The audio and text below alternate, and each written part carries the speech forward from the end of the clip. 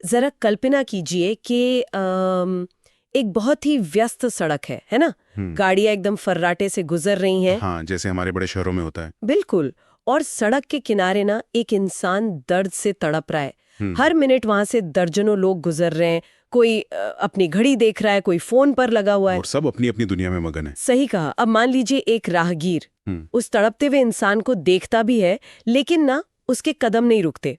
उसके दिमाग में तुरंत मतलब एकदम से एक विचार कौंधता है कि अरे ये पक्का कोई नया स्कैम है। सहानुभूति बटोर कर पैसे ऐंठने का नाटक, राइट? एकदम वही। वो खुद को यही तसल्ली देता है और आगे बढ़ जाता है।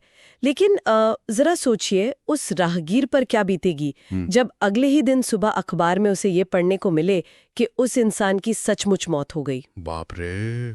मतलब उस भयानक सीने को चीर देने वाली आत्मग्लानि को, उस घुटन को आखिर क्या नाम दिया जाए? देखिए, ये ना मनोविज्ञान के एक बहुत ही जटिल और मैं कहूंगा अंधकारमय कोना है। इंसान के दिमाग की ये फितरत होती है कि वो खुद को असहज करने वाली सच्चाई से बचाने के लिए एक डिफेंस मैकेनिज्म या कह लें कि सुरक्षा कवच बना लेता है। मतलब वो स्कैम वाली बात सोचना एक बहाना था। बिल्कुल। उस राहगीर में जो स्कैम वाली बात सोची ना, वो असल में उस दर्द को महसूस करने से बचने का एक बहाना ही था।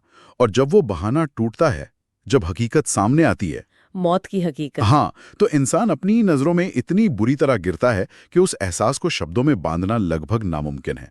हमारी खुद की खोखली संवेदनहीनता ना एक आईने की तरह हमारे सामने आ खड़ी होती है। और यही खोखलापन, यही संवेदनहीनता आज हमारी इस गहन चर्चा के केंद्र में है। जी। हम अक्सर खुद को ना बहुत आधुनिक और सभ्य मानते हैं, लेकिन जब किसी दूसरे के दर्द को महसूस करने की बारी आती है तो हमारी आत्मा जैसे सो जाती है। आज की इस डीप डाइव में हम इसी इंसानी फितरत की परतों को उधेड़ने वाले हैं। बहुत ही जरूरी विषय है ये। हाँ, और इस चर्चा के लिए हमारे पास कुछ बेहतरीन स्रोत हैं।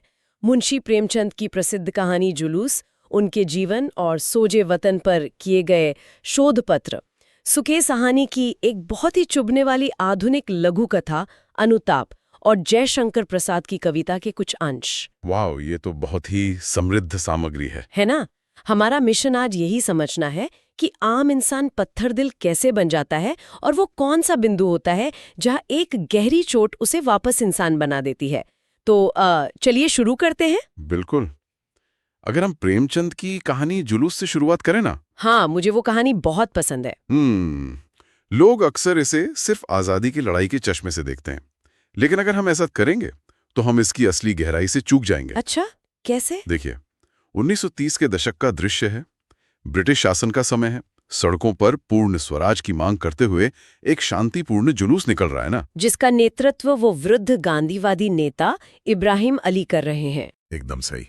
लेकिन दिलचस्प बात यह है कि प्रेमचंद का फोकस इस कहानी में जुलूस पर उतना नहीं है जितना उस जुलूस को देखने वाले उन तमाशबीनों पर है। ओ, जो सड़क के किनारे खड़े थे। हाँ यार, यही बात मुझे पढ़ते हुए सबसे ज्यादा हैरान कर रही थी। मतलब जुलूस निकल रहा है और सड़क के दोनों किनारों पर लोग ऐसे खड़े हैं जैसे कोई मदारी का खेल चल रहा हो। तमाशा देख रहे हैं बस। बिल्कुल। देश की आजादी का संघर्ष हो रहा है और ये लोग मजा ले रहे हैं। यहीं पर वो शंभुनाथ और दीनदयाल वाले किरदार आते हैं, राइट? हाँ, जो अपनी दुकान के चबूतरे पर खड़े थे। वो सुरक्षित खड़े हैं और जुलूस वालों का मजाक उड़ा रहे हैं। उनका तर्क तो सुनिए।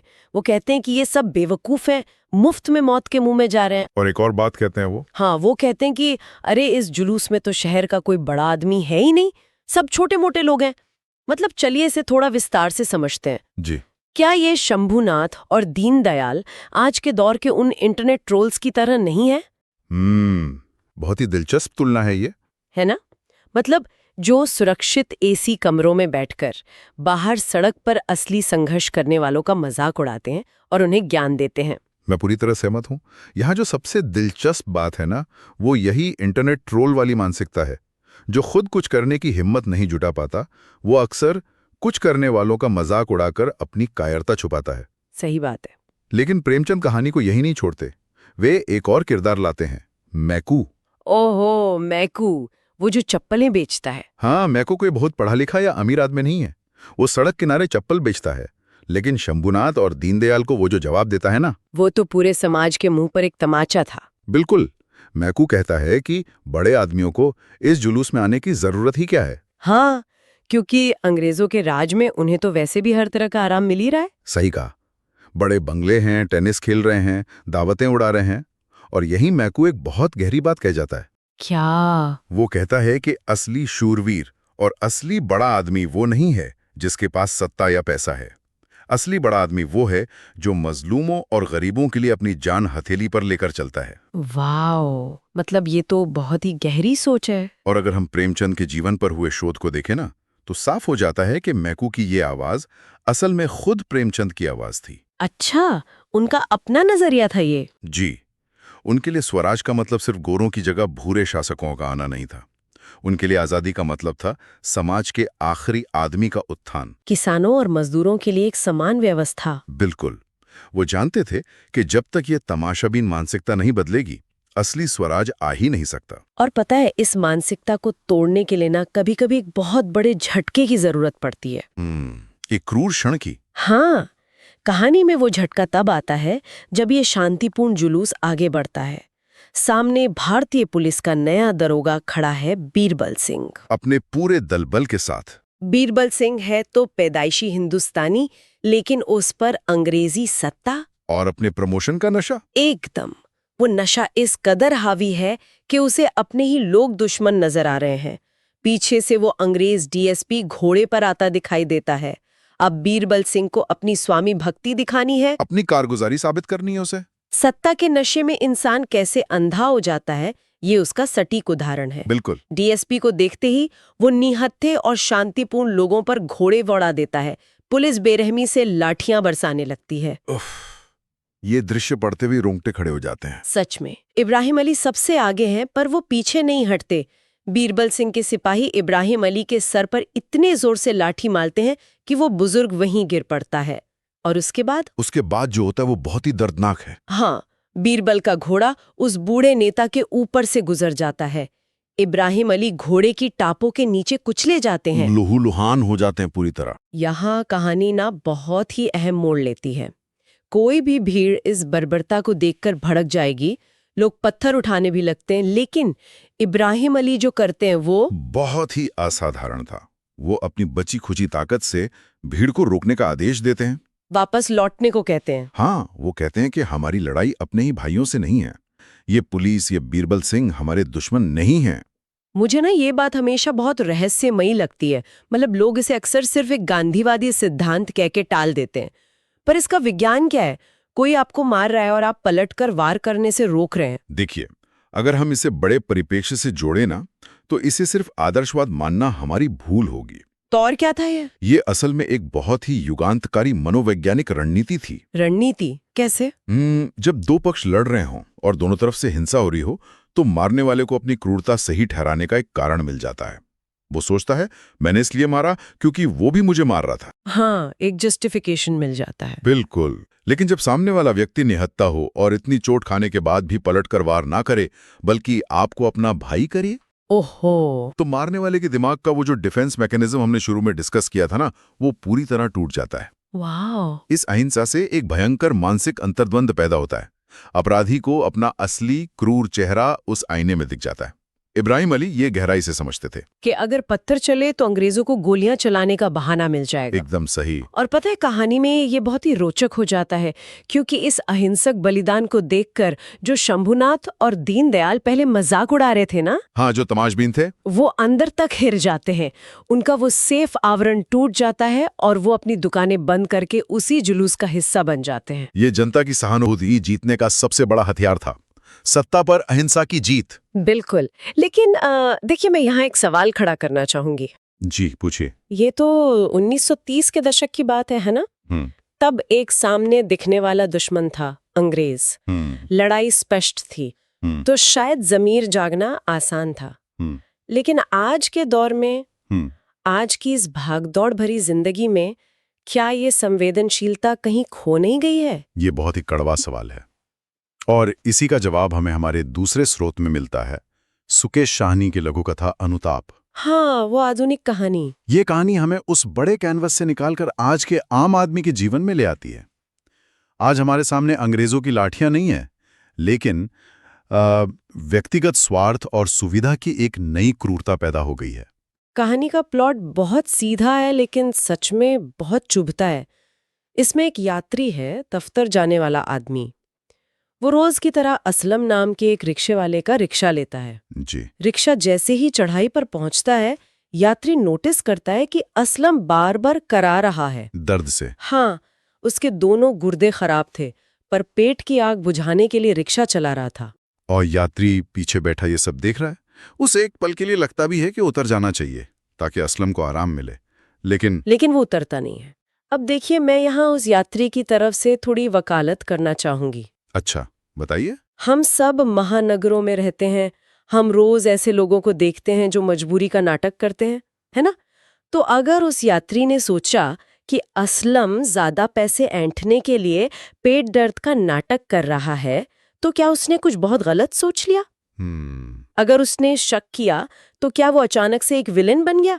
मतलब इस सब का क्या मतलब है? देखिए, आपका ये तर्क बहुत ही जायज है और यही वो जगह है जहां आधुनिक संवेदनहीन अपना काम करती है। कैसे? यात्री कोई पेशेवर विलन नहीं है, वो हमारे जैसा ही है। लेकिन समस्या ये है कि हमने अपने शक को ना अपनी सुविधा का हथियार बना लिया है। मैं समझी नहीं, सुविधा का हथियार? मतलब उस यात्री ने शक इसलिए नहीं किया क्योंकि उसे सच में असलम के नाटक करने का यकीन था।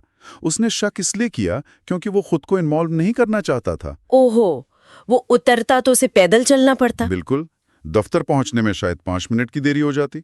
उस छोटी सी असुविधा से बचने के लिए उसने असलम की जानलेवा पीड़ा को नाटक का नाम दे दिया। ये तो बहुत भयानक आत्मछलना है। हम आंखें इसलिए बंद कर लेते हैं ताकि मदद न करनी पड़े। और इस सुविधा की कीमत क्या चुकानी पड़ती है? अगले दिन जब वो नया रिक्शे वाला बताता है कि असलम की तो कल मौत हो गई, बाप रे! वो सुनकर उस यात्री के पैरों तले जमीन खिसक जाती होगी। कल की पूरी घटना फ्लैशबैक की तरह उसके दिमाग में चलने लगती है कि कैसे वो बैठा रहा और असलम का रहता रहा। अगर आप दोनों किरदारों को देखें ना, बीरबल सिंह और उस यात्री को, हाँ, तो दोनों में एक डरावनी समानता है। बीरबल सिंह अपनी तरक्की और प्रमोशन में अंधा था, और ये आधुनिक यात्री अपने दफ्तर की टाइमिंग और चंद मिनटों के आराम में। दोनों ही मामलों में करुणा यानी एम्पैथी का अभाव किसी की मौत का कारण बना। एकदम सही। तो क्या इसका मतलब ये है कि हम एक ऐसे समाज में हैं जहां इंसानियत खत्म हो चुकी है? अगर हम एक बार संवेदनहीन हो जाएं, तो क्या वापसी का कोई रास्ता नहीं है? रास्ता है, लेकिन वो रास्ता एक भयानक आग से होकर गुजरता है। प्रायश्चित का रास्ता, सच्चा हृदय परिवर्तन। जैसे अनुताप में जब यात्री को मौत का पता चलता है, तो वो रिक्शे से उतरकर एक अपराधी की तरह सिर झुकाकर पैदल चलने लगता है। जी, लेकिन जुलूस में ये प्रायश्चित बहुत ही मुखर है। इब्राहिम अली की मौत के बाद जब जनाजा निकलता है, वो दृश्य, पूरा शहर उमड़ पड़ता है, बाजार बंद हो जाते हैं, और बीरबल सिंह, जो कल तक खुश हो रहा था अपनी तरक्की पर, उसकी पत्नी मिट्ठन बाई उसे जो ताना मारती है ना, हाँ, वो विशिष्ट विवरण बहुत जरूरी है। मिट्ठन बाई क्या कहती है? वो साफ कहती है कि ये तरक्की किसी बहादुरी का इनाम नहीं है, ये देशद्रोह की कीमत है। बेगुनाहों के खून से पाई गई तरक्की घर में सिर्फ मातम लाएगी। उन शब्दों ने बीरबल के अंदर के उस अफसर को मार दिया। बिल्कुल। और अंतिम यात्रा में जब वो इब्राहिम अली के खून से सने सफेद बाल और माथे पर लाठी का निशान देखता है, तो उसकी आत्मा उसे धिक्कारती है। वो टूट जाता है और सीधा उनकी विधवा के पास जाकर माफी मांगता है। यही सच्चा प्रायश्चित है, और ये आसान नहीं होता, ये बलिदान मांगता है। सही बात है। अगर हम इसे ऐतिहासिक संदर्भ में देखें, मुंशी प्रेमचंद के खुद के जीवन से, तो शोध बताता है कि जब उनका पहला कहानी संग्रह सोजे वतन छपा था, हाँ। उसमें इतनी बगावत थी कि ब्रिटिश सरकार हिल गई। उन्होंने प्रेमचंद के सामने ही उसकी किताब की लगभग 500 प्रतियां जलवा दी। 500 प्रतियां? वाओ! एक लेखक के लिए अपनी आंखों के सामने अपनी किताब जलते देखना, वो भी तब जब सरकार का संदेश हो कि लिखना छोड़ दो। लेकिन वो डरे नहीं। उन्होंने नवाब राय से अपना नाम बदलकर प्रेमचंद कर लिया, अपना स्वार्थ छोड़ दिया। हाँ, और उनके शोध पत्रों में एक और कहानी का जिक्र है, लाल फीता। उसमें क्या होता है? उसमें मजिस्ट्रेट हरिविलास अपनी अंतरात्मा के लिए 20 साल की सरकारी नौकरी छोड़ देता है।